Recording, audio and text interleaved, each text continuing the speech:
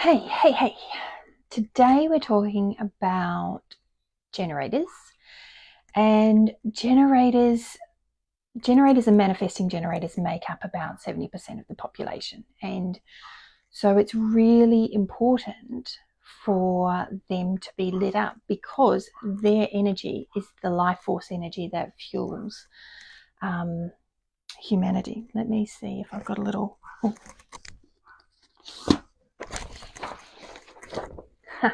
little sheet. So they have this sacral center here lit up, colored in, right?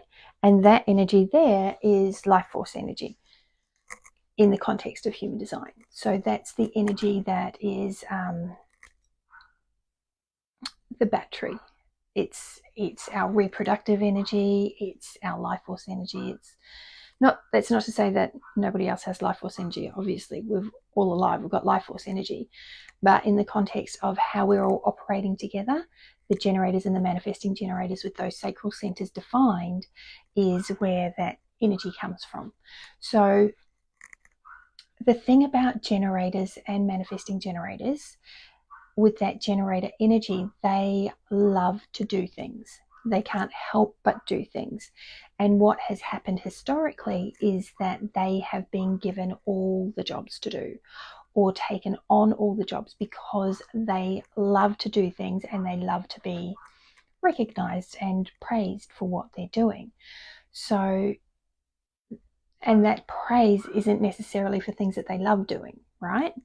So we've got a lot of generators out there in the world who are working at jobs that don't light them up, and doing things that they feel obligated to do, doing things that they should do, they must do. All those obligations they are doing, and they are performing those tasks because they feel it's their duty. So we've got duties, obligations, shoulds, musts, all those things that drain the battery. They're draining the battery of our generators. So then there's not as much of that juicy life force energy spreading out into the world for other energy types to draw on. So the non-sacral energy types, the manifestors, the projectors, and the reflectors, they don't have that sacral center defined, colored in, activated.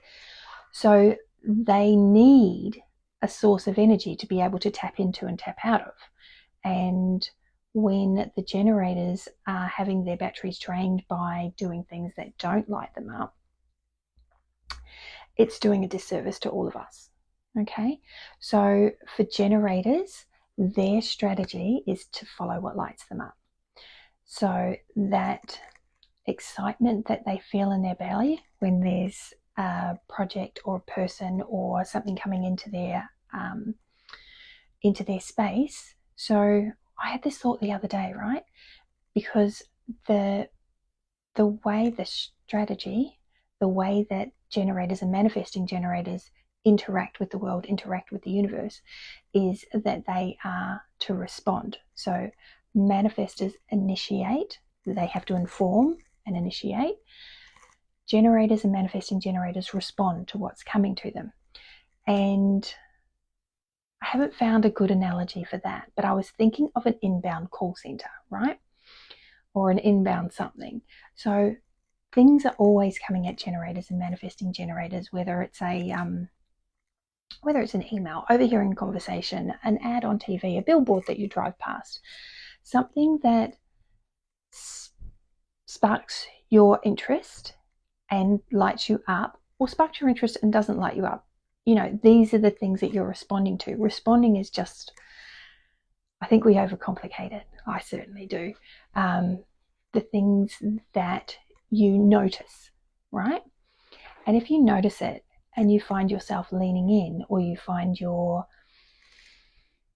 sacral center vocalizing like or those are the signs that it's something to move towards or something to move away from. So your your yes is moving in, leaning in, and your is a no, and it's leaning away from. So that is how response works. And I was doing a little experiment with the universe a couple of weeks ago. I went to a oil workshop, doTERRA oils, and on the drive there I was saying to the universe, I really want to know what it looks like to respond. I really want to know if I'm doing it right. Okay, so it wasn't until I was driving home that I realized that in this group of beautiful ladies, I was quite vocal, not as in vocal with words, but when something was being demonstrated or something was being explained, I'm like, and then so when I'm driving home, I'm like, oh my Lord, I am noisy when I'm quiet. And that was confirmation that I am in response. And it's a completely natural thing. But when we're not aware of it, we can question ourselves and we can doubt ourselves. And that's certainly what I do a lot of. And knowing that I have actually asked the universe to show me, and then having the recognition that actually I'm quite noisy, that is how I respond. So always a good idea, if you're not sure of how it's working, ask the universe to show you, and it will become clear whether it's, you're doing it or not.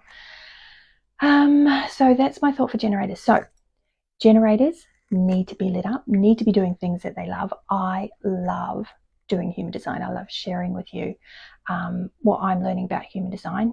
Oh, there's such exciting stuff coming up because I'm learning about money, because we all need money. And for women to be resourced to be able to make the difference that they're intending to make, imagining making, dreaming of making, then I'm excited to share what I'm learning about human design and the connection with money. Generators, I'm just going all over the place. Generators being lit up. Those shoulds, those duties, those obligations that you feel are still very much part of your life, have a look at seeing how you can delegate. What I found in my life is there are things that I just didn't need. I didn't need to be worrying about some stuff, so I just stopped. Thought, okay, well, I'll just do something different, because our minds have a tendency to get carried away with things that aren't important. So if you can catch yourself, like, what are you worrying about? This is me talking to me. Well, what are you worrying about, Kelly? That's not even a thing. So how about we change and think about something else? It can be as easy as that. And I get there are a lot of things that we could be worried about. I mean, the cyclone coming. I'm the type of person who will. I'm the type of person who's like, how many times have they got the weather forecast wrong? So we'll see how that plays out.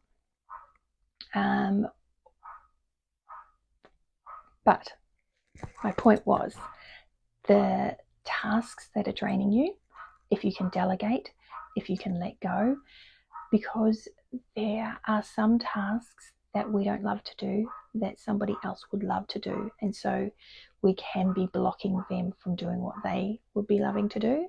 So making space, decluttering is always a good thing, and when you declutter things out of your life, whether it's your belongings, your kitchen, your bathroom, your wardrobe, when you declutter, that has a magical way of making space for good things to come in, and not necessarily replacing the things that you've just decluttered, but energetic space for newness to thrive. So making space for new good energy to come in, and letting go of what is holding you down, draining your energy if you're a generator. Those are some things to contemplate. Then it comes down to your authority, so how you make your decisions. Now, you're either going to be an emotional authority or a sacral authority, because those are the two energy centers that are going to determine your authority, because you've got your sacral center defined, and you either do or you don't have your emotional solar plexus center defined. If you do have the emotional authority, then that's a case of allowing those emotional waves to pass through and seeing how you feel. So when you're clear and not excited about a decision or down about a decision, but just neutral and balanced, and that's consistent over a couple of days or sleep on it at least, then that is going to help you and make decisions that you're not going to regret. Okay.